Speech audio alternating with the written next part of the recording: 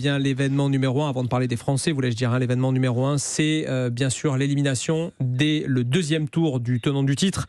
Rafael Nadal, battu par l'Américain Mackenzie McDonald en 3-7. Nadal diminué, selon ses dires, durant le match, blessure à la hanche. Avant d'en parler, on écoute tout de suite l'Espagnol. C'est très simple, j'aime ce que je fais. J'aime jouer au tennis, je sais que ça ne sera pas pour toujours. J'aime me sentir compétitif, j'aime me battre. C'est ce que j'ai fait pendant presque la moitié de ma vie, ou même un peu plus. Voilà, c'est pas si compliqué à comprendre, non ? Quand on aime quelque chose, les sacrifices ont toujours un sens au bout du compte. Voilà, Christophe Taureau, c'est évidemment pour nous ici un séisme vu de France à quasiment 15-16 000 kilomètres. Mais est-ce vraiment pour vous qui vivez le tournoi de l'intérieur une surprise ? Alors oui et non. Oui, parce que sur le début de match de Rafael Nadal, on ne pouvait pas imaginer qu'il allait se blesser. Et puis non, ce n'est pas une surprise parce que depuis son forfait en demi-finale de Wimbledon, il était touché alors aux abdominaux. Eh bien, Rafael Nadal, il a enchaîné les galères. Il n'a jamais vraiment pu retrouver un vrai rythme de compétition. Et c'est ce qu'il a dit. Il a dit: je viens de vivre 7 mois extrêmement compliqués. Il avait aucune référence. Il avait gagné aucun match. Il avait beaucoup travaillé.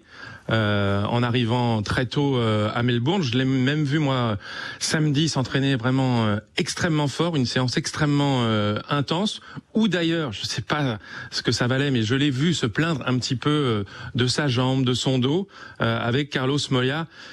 Donc voilà. Que ça s'arrête comme ça d'un coup, oui, c'est évidemment un petit peu une surprise, mais voilà, quand on cherche un petit peu les raisons légitimes de tout ça, non, c'est pas franchement une surprise. Cédric Pioline, quels enseignements tirez-vous de cette nouvelle défaite de Rafael Nadal ? Que c'est compliqué, comme vient de le dire Christophe, depuis le mois de juin, c'est finalement un espèce de chemin de croix. Et puis moi j'ai noté que pendant le petit son là que vous avez passé à l'instant, on sentait de l'agacement dans sa voix. C'est pas si compliqué à comprendre. J'aime ce que je fais. Je sais que c'est pas éternel. Je dirais que la donnée qui a changé, c'est parce qu'il a eu de nombreuses blessures dans sa carrière. C'est son âge tout simplement. Et donc c'est difficile, de plus en plus difficile pour lui de s'échapper, je dirais, sur ce registre on voit bien que ça va pas physiquement. Et puis, qu'est-ce qui se passe ? Est-ce que vous voulez arrêter, pas arrêter ? Alors que le premier semestre 2022, il était quasiment imbattable. Et puis, d'un coup, il gagne un malheureux match ou deux sur la petite dizaine qu'il a joué. Donc, c'est vraiment c'est incroyable. Julien Pichenet, on a la sensation que le pauvre Américain Mackenzie McDonald... On parle pas de lui. Était facile, oui.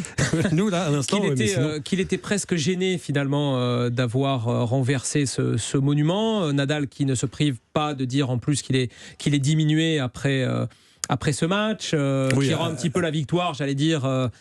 différente. À la fin, il rend quand même hommage à ce second couteau du tennis américain dont on parle rarement, c'est vrai, même si ça fait longtemps qu'il est dans le top 100. Mais effectivement, il y a cette petite gêne, mais c'est pas le premier. C'est un petit peu ce que l'on retrouve fréquemment face aux légendes Djokovic et Nadal, mais surtout Nadal en ce moment. Et c'était le cas avec Federer l'année dernière en ATP Cup, ou même Hubert Hurkacz, le dernier joueur à avoir battu Federer à Wimbledon il y a 2 ans. Il l'a dit, j'étais un petit peu gêné de battre Federer dans son jardin à Wimbledon comme ça.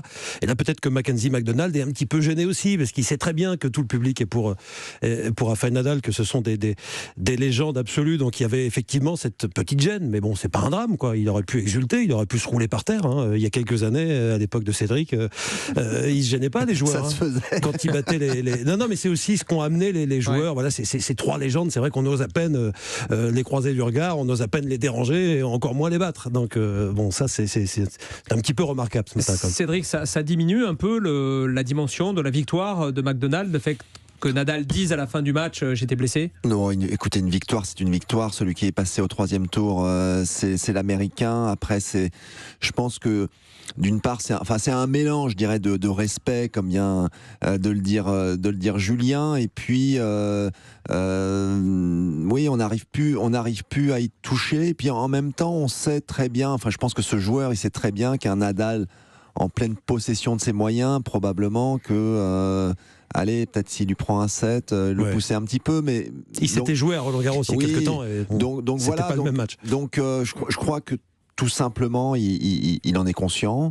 Maintenant, voilà, c'est un peu d'ailleurs ce qu'a dit Rafa. Hein, il a joué avec ce qu'il pouvait faire ce jour-là. Il était blessé ou diminué. Et puis, il y avait un joueur. Tout le monde joue bien, même s'il y en a qui jouent mieux que d'autres. Et donc le résultat, c'est celui qui gagne, c'est McDonald's. Après, on peut philosopher. On peut épiloguer. Avant de parler des Français, une petite question rapide pour vous trois. Mon cher Christophe Taureau, voyez-vous ou croyez-vous Rafael Nadal capable d'aller désormais remporter un 23e titre du Grand Chelem? Très honnêtement, j'en sais rien. J'en sais rien parce que avec ce jour-là, on l'a déjà enterré à de multiples reprises. Cédric parlait de ses blessures. Je suis allé recomptabiliser toutes les blessures de Rafael Nadal en 22 ans de carrière. On est au-delà de la trentaine. C'est absolument irréel quand on voit la carrière qu'il a réalisée. Donc, je vais pas vous dire qu'il va pas dans 6 mois gagner Roland-Garros. Ça, c'est impossible. Et le son qu'on a passé, il répondait à la question d'un journaliste anglais qui lui demandait: mais est-ce que vous allez encore repartir une fois en combat, la convalescence, repartir vous entraîner, etc. Il était presque surpris par la question. Bah, évidemment que je vais y retourner. Évidemment, c'est ce que j'ai envie de faire. Donc non, moi je ne sais pas si Rafael Nadal ne va pas gagner un nouveau tournoi du Grand Chelem. Franchement. Cédric Pioline, il est capable de nous refaire encore le coup là dans 5 mois à Roland Garros? Il en est capable. Je pense que, nous 4 qui sommes là, qui auraient pu vraiment affirmer qu'il allait gagner le dernier Roland Garros qu'il a gagné. On pensait tous qu'il n'y arriverait pas. J'ai envie de faire un petit... Et l'Open d'Australie l'an dernier. Et l'Open d'Australie. J'ai envie de faire un petit parallèle aussi avec Andy Murray. Andy Murray qui a à peu près le même âge et puis opéré 2 fois de la hanche, qui navigue entre 40, 50, 50e place, alors que c'était les 4 à un moment. Sauf que Murray a pas eu... Il a un super palmarès, mais c'est pas la hauteur en termes de victoire de Grand Chelem des 3 autres. Donc ils aiment profondément ce qu'ils font, ils ont une passion, je pense que c'est ça qui les maintient. Federer aussi, je pense qu'il serait encore là si physiquement il le pouvait. Mais à un moment, le corps finalement envoie des signaux d'alerte. Est-ce que là c'est le moment ou bientôt le moment pour un Rafa? C'est la grande question. Je pense qu'on aura une réponse assez rapidement, mais je sais qu'en discutant un peu avec son entourage, son espoir est de pouvoir pousser jusqu'à l'année prochaine et aux Jeux Olympiques à Paris. Ah, parce qu'il sait que c'est à Roland-Garros. Exactement. Ouais, bon, ça fait sens. Hein. Julien Pichenet, pour reprendre l'expression d'André Agassi, est-ce que Rafael Nadal va pouvoir encore, pendant quelques temps, continuer à tirer des chèques en blanc sur sa santé? C'est en 2005 qu'il avait dit ça, hein, André Agassi. Ouais. C'est dingue. Donc il y a, pendant 2023. Il y a 18 ans, après, bientôt 18 ans. Ouais.